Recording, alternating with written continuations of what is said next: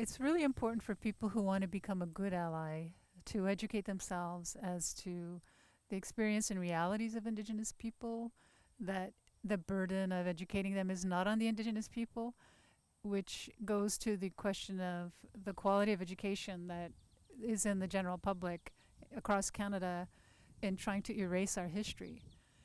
So you have many commissions and reports, the Truth and Reconciliation Commission, the Royal Commission on Aboriginal Peoples, Murdered and Missing Indigenous Women.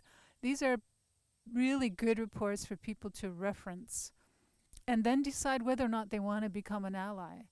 It's, for us, as I've said before, the environment is important to our culture, our language, our survival, and our identity. And to understand why colonization persists with land dispossession is because of the resources we have. So we see our rights as human rights. The Canadian government doesn't necessarily see that, nor do I think a lot of the Canadian public, or in general, because they think that we are a footnote in history, and we're not. Our culture is not static. Our culture is alive, and we're still resisting. And that resistance is reflected in those reports. Because if you come to join a protest, that's one thing. But your interest in being an ally of Indigenous people needs to go beyond and educate yourself.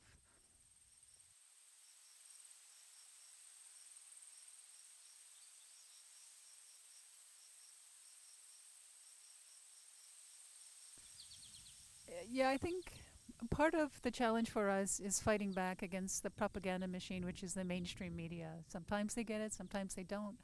And it's like, one of the most, and there's a reason for this question, like what happened in 1990? 31 years later, shouldn't you know? And the reason why it's not in the curriculum and that the media just looks at this as just an inner conflict is because of colonization and ongoing colonization. It's a strategy to divide us. So when people come and ask us questions, we're a little bit more reticent and wary. And so books like At the Wood's Edge, This Is Not a Peace Pipe, Mohawk Interruptus, Audra Simpson, Dale Turner, and there's many, many other Indigenous scholars out there where you can actually read the books. And they're, some are academic, but some just really explain the kind of realities of how we're living today that are rooted in colonial policies and assimilations. They have created all these problems because colonization has forced us to feel like we are defective, we are deficient, our language is odd, our whole way of life is odd, it's crazy, this is progress, and you should think like the white people. And that's colonization. And so now you have Indigenous scholars who are actually going out there and pushing back. But not enough people are reading their books because they're, I know people are trying to survive, but these should be in the educational systems.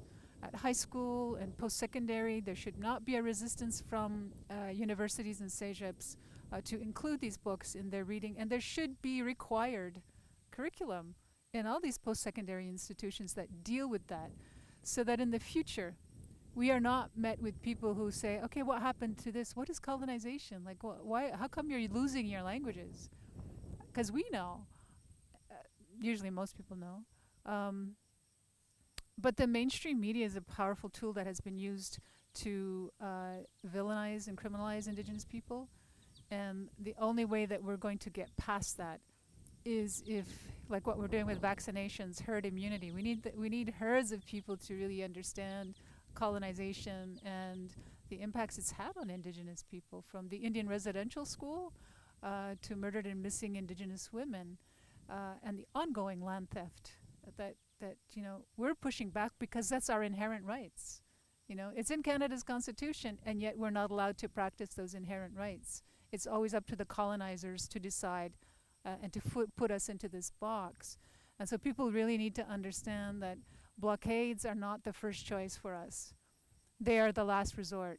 of protecting our lands, because the justice system is not there for us. It was created by the colonizer to benefit the colonizer. The Indian Act band councils were created by the colonizer to benefit the colonizer. They are essentially have no power except to provide services for the community. They are not leaders. It's a hierarchy, as opposed to indigenous laws and customs in which there is a true democracy and true equality and equity in the decision-making process.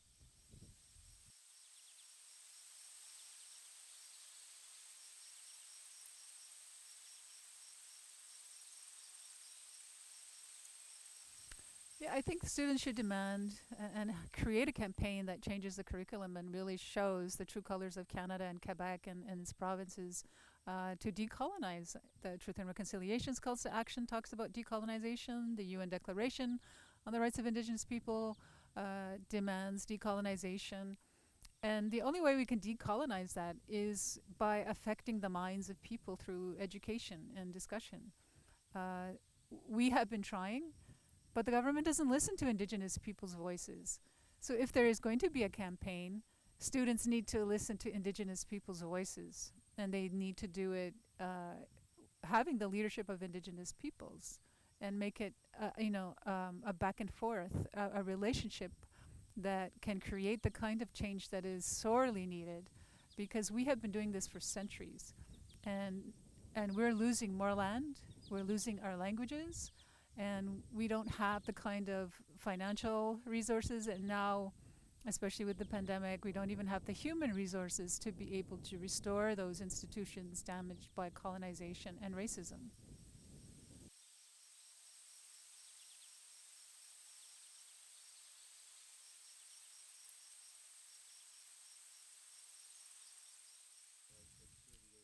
Yeah. So we've, over the 3 decades that I've been working as an activist, some great allyship came from actually Montreal.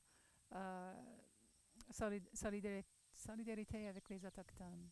So they were there and they helped raise money for the people who were charged from the treatment center in 1990. They wrote a book.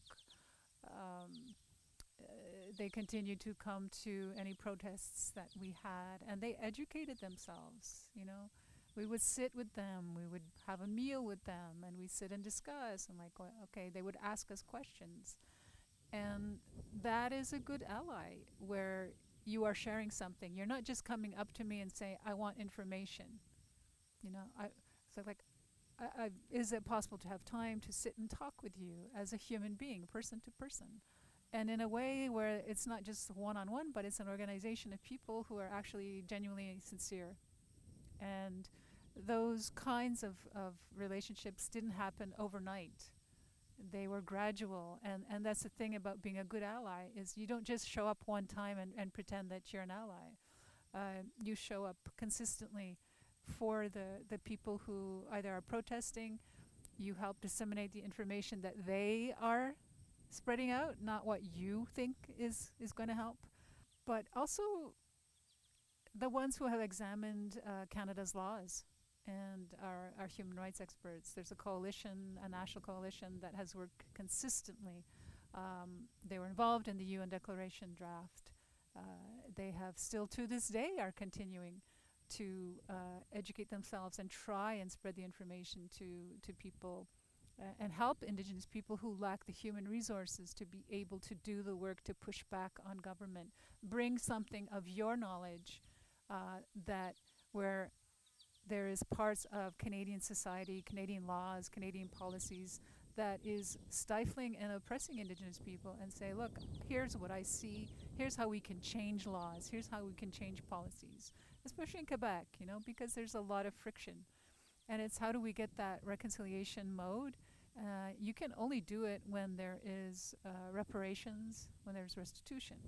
It can't just be, I have a project and 1 year to do something specifically, say on how you make rattles. Well, that's nice, but at the end of the day, when your project is finished, we're still going to be struggling. We're still going to be spinning our wheels. So pushing for real change, that's a good ally. Pushing for looking at what's going on at the United Nations and saying, okay, Canada, you are not upholding your part of the bargain that because the UN Declaration is made of legal obligations from the Convention uh, for Economic, Social, and Cultural Rights. Those are legal obligations. The Convention on Biodiversity, those are legal obligations, although it's very weak. So it's understanding international and domestic laws, and how can we bring in those international human rights norms that would help benefit Indigenous people. Protests are great, and we want to see bodies there to help us, but we need more than that, because after 30 years, and I think about my ancestors who were fighting, they didn't have cell phones, they didn't have the internet. They just had maybe people in the church, some Methodists that thought, oh, these people are being unjustly treated. But it continued, right? It continues. And it's to think about, come to us with some suggestions and solutions that maybe we haven't thought about. But come with giving something back, not just about taking something. There's an exercise that Kairos created, which is called the blanket exercise, and it's a visual actually of how all the different elements, from smallpox to war to treaties, where our land base has shrunk, the Indian residential school, so people are dying, and it's a visual. And when people come in and they think that they are going to save us, that they have the answers, that's a big turnoff for us. What we like to see is exactly like what you're doing. Tell us what you need. Tell us what your experience has been. And people who come in respectfully, we will gradually open our arms to you. You can't come in full force. You can't come in like what the government does, which basically is just a talking head that says, we can do this for you, and this will cost this much, and we'll give you 5 years to do it in. Well, we have a lifetime of doing this. If you are ready to commit to something, whether it's long-term or short-term, come with respectfully, come in knowing that you don't have the answers and you don't really understand where we're coming from. But come in with understanding what our stakes and obstacles are. The obstacles we have are enormous. And we know we have tried everything peacefully. We have done all those things. We've gone through all the hoops whereby people could understand and support us, but it's not working. Simply because there is no longevity in the people who have come as allies. And, we're still here. This is where we live. This is what we face on a daily basis, and you really need to come as looking at us as human beings that maybe have a different language, have a different culture, but we are human beings that are being so oppressed that is literally killing the people that are affected. So understand human rights. Take time to understand what our customs and laws are, and respect the women. We don't need more men who want to have an Indigenous girlfriend or vice versa. We don't, what somebody does privately, that's your business. But we want people to come in and see us as human beings, not as just subjects for research or observation.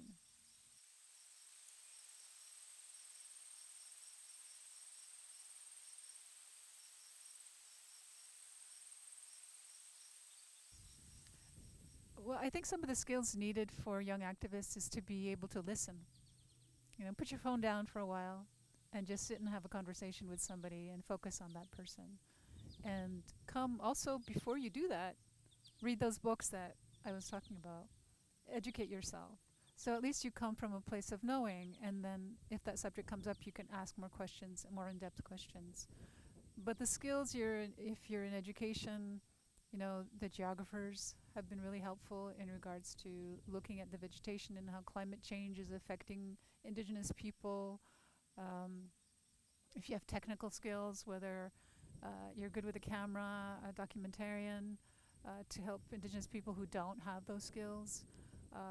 Are you a lawyer that can sort of contribute to the discussion on human rights and self-determination? Are you someone that can provide at least some financial resources because everything nowadays costs money? Can you come in? Are you a horticulturist to help us, save our black ash trees because they are dying because of the emerald ash borer? There's a whole range of issues that are affecting Indigenous people. Read the UN Declaration on the Rights of Indigenous People. Read the TRC's calls to action, and you'll see every single piece that is needed to create a whole. We can't work in silos, but those of you who have special skills, think about what you have and how you can offer it up to help create those solutions. And say, I'm a geographer, I can do this for you. I'm a technical person, I'm good in computers, I can help you set up a website, and it's all under your control. Just those little things that people might not think about are really, really helpful. And if you are a student political scientist, go into the member of parliament or National Assembly and say, you are not honoring and upholding human rights for Indigenous people. If you want to be voted in again, you need to understand and educate yourself and read all these reports that I've talked about. And then we can start creating the changes, because the existing laws, provincially or federally, are the ones that are trying to erase us from the map of society as a footnote. So I don't know. We're working on climate change, and we support from the East Coast to the West Coast to the North all the different situations that are going on. The colonization is like a big spider octopus with a web, and we're caught in that web, and they're eating us up. And so we need you to help unstick us in some ways, and to put pressure on your governments, because they don't listen to us. They really don't listen to us. And yeah, we have a big world that deserves to be treated with respect. We have animals and plants, species that should be saved, and that's what we're trying to do as Indigenous people. So if you can join that fight at that level, then that would be awesome, and we'd appreciate that. So thank you for listening to me. I really appreciate the opportunity to be able to speak with you, and hopefully this is just the beginning of many discussions.